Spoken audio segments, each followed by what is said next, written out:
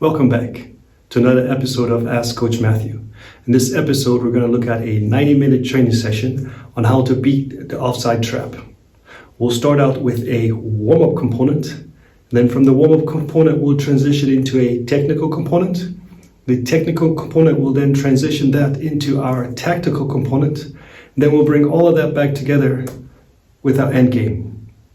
So now let's take a look at the training session. So before we get started with the session, let's talk about a couple quick tips for you. So I recommend being prepared by taking your Solo Soccer Coaching app, downloading the videos of your training session to your phone. You have those, they're digital. So in our case, for today's session, you'll see the warm-up component, you'll see the technical component, you'll see the tactical component, and you'll have those videos on your phone. Take a quick look at it, you know exactly what you have to do. Digital age, save on paper.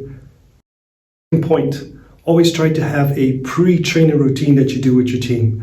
So in our case, we recommend a 5v2 game. It's a possession game, 2 players in the middle, 5 players outside, and you can build on that. So it's 2 players. As the more players come, you keep going around the outside till you get to your 5, and then you switch to the next box. You pre-build the boxes so the players know we start the first box. As more players go, they transition to the other boxes.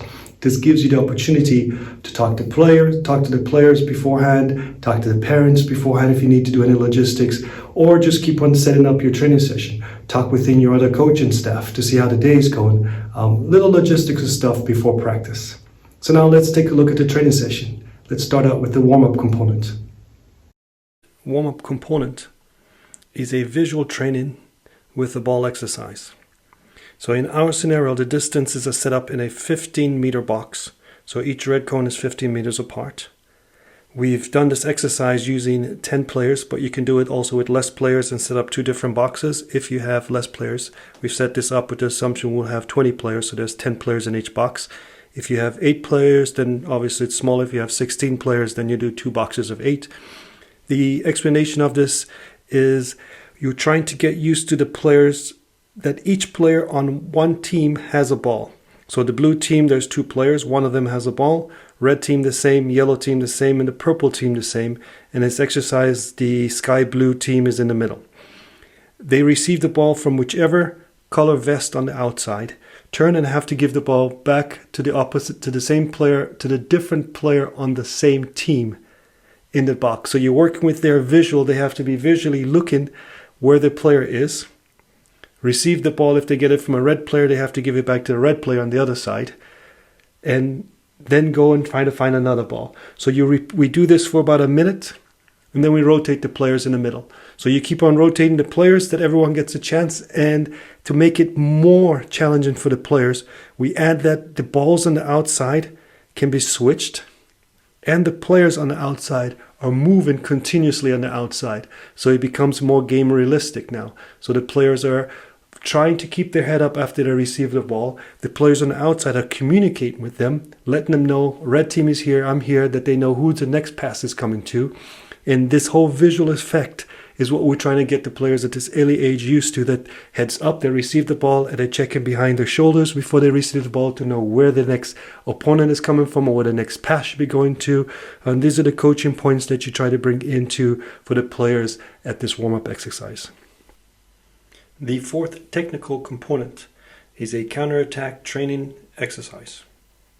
The setup and distances of the exercise are from the red flags are 5 meters apart from each other, and they are 30 meters from the goal. The first orange cone, with the orange cone we've made a box, a square, that is 10 meters by 10 meters by 10 meters by 10 meters, and the first orange cone is 5 meters away from the 2 flags. The training exercise starts with a defensive team starting on the cones passively. They're in blue. The yellow team is the attacking team, and they have possession of the ball. And the blue team, the passive defensive team, is playing passive defense, now trying to win the ball. And you're working with the players to get a quick combination, 1-2, through to the wide player, and then they're attacking. The red team are the 2 defending players. And from that point forwards, once they pass the 2 red flags, starts the full press where they should be at 100% speed attacking those 2 defenders. Coaching points for the exercise is you want to talk to the 4 players and vary their runs. bringing in overlapping runs, bringing in crossing runs, and you're trying to pull those two defenders out of the middle and make a penetrating pass through them, get the keeper off balance, and then you have your goal, the open net on the far side. So you want different combinations with the players to make different movements that you bring in to show them how flexible they can be so they don't run straight lines, but they're being more dynamic. We've set this up with 3 different teams and 1 team on defense, and after a set time you can rotate that 4 players on defense to go on offense, so you have different players played on defense as the session goes through. The second tactical component is an end zone possession game. The measurement and setup of the exercise in the game is we've created a yellow box, and inside the yellow box is an orange box. The size of this orange box is 30 meters long and 40 meters wide. After the last orange cone, we've gone 10 meters and placed that yellow cone. So the yellow cones are 10 meters on the end. So you have a 10 meter end zone at the end. The explanation of the game is it's a possession game. Each attacking team can always keep possession of the ball in their end zone. The defending team can go and press in the end zone, so it's a playable side of the field.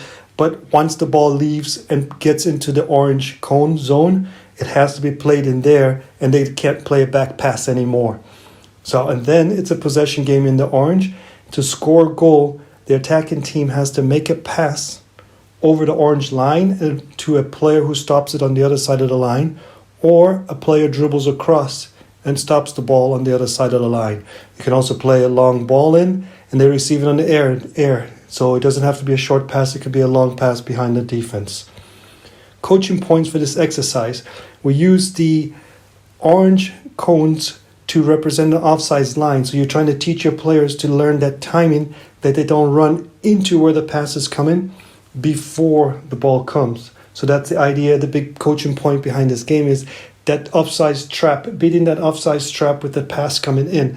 So you have a possession game, player runs through, you make that pass. If they're inside the zone before they receive the ball, the goal does not count. It only counts when the ball goes across first and then they receive the ball, hence training them how to beat the offside trap.